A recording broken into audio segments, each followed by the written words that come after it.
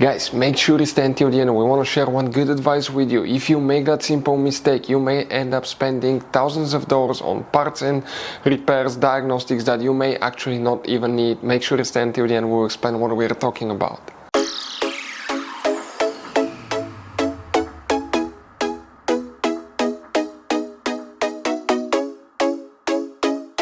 Hey guys, welcome back to World Mechanics. Today guys will be super helpful video if you own Chrysler 300 this generation here from year 2014 to year 2024.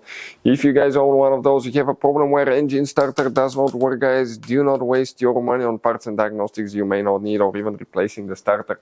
It could be simple fix. Stay with us, we'll explain what we usually check, and if you need to buy replacement parts, choose at a good price, quick shipping, that way do not waste money and time.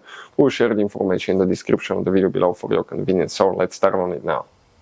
So guys, before we start, let us tell you a little bit about us. Every single car we get here at the garage, we try to make at least 200 to 300 free repair videos.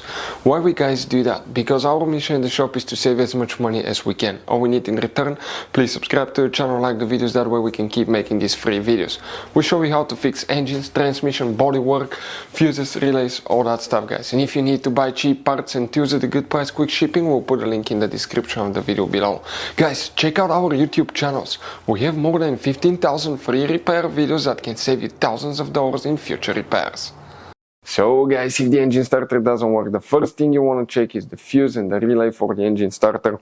Let's explain that now. And it could be something else as well that most people don't check. So what we need to do, open the hood. And when you open the hood, you need to face your engine. Now guys, you may have a V6, V8, it should work for both. On the left side, that's the passenger side, you have the main engine fuse box.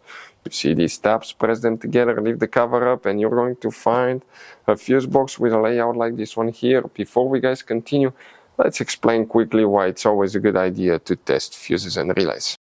Guys, it's very important to always test your fuses and relays. Why?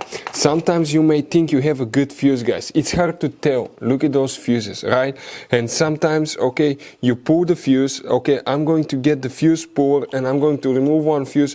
I want to show you on that 20 amp fuse. Sometimes it's very unclear if that fuse is burned or not. You may not clearly see it. So always, guys, test them, because if you don't test the fuse, you assume it's good. You end up spending money, time and diagnostics for problems that do not exist, guys. So you can just waste your money and time. Always test your fuses, always test relays. We will put links in the description of the video below where you can find, guys, a video for testing a fuse and testing a relay that will explain everything that you need to do. If you guys need to buy any parts, tools for your Dodge Ram, fuses, relays at a really good price, quick shipping, that way you do not waste money and time, we're going to put a link in the description of the video below for your convenience. Please check it out. So guys, what do we need to check? First, we're going to start by checking the main fuse for the starter, and coming in that row, that's fuse number 2, 3, 4.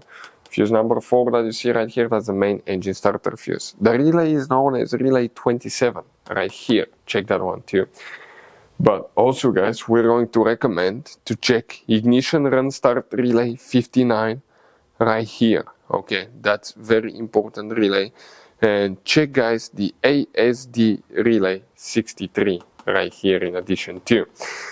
Now, if all that is good, guys, you test it, it's good. Now, something that we see, that's the engine starter.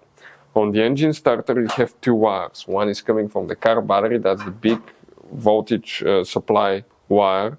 It's usually with a 13mm nut, and we have one signal wire coming from the ignition switch, that one here. If that one's loose or corroded, you see this one has grease, special grease on it, but we've seen where a loose wire there causes it not to work, or unplugged wire. Sometimes they're super easy to come off, especially if somebody removed them in the past. So we inspect the wires, don't bind the starter until you check that little bitty wire. We've seen that happen quite often. If you wonder if it's a starter, it could be a bad starter, we'll have a video how to replace it on our YouTube channel step by step. It's very easy, by the way. And if you want to see how to test the starter, we'll have these videos on our YouTube channels as well. So guys, that generation Chrysler 300 has all kinds of different size of fuses, guys. You can see different fuses, relays, that's the engine fuse box, that's the trunk fuse box. Those could be really hard to find, some of them, guys. And if you're in the middle of nowhere, you need a replacement, you cannot get one, you may be stuck, guys. So we will recommend to buy some, put in the glove box for peace of mind, keep some spare ones. We'll put a link in the description of the video below where you can get them at a good price, quick shipping, that way you do not waste money and time. Hopefully the video was helpful, guys. Thank you for watching, see you next time.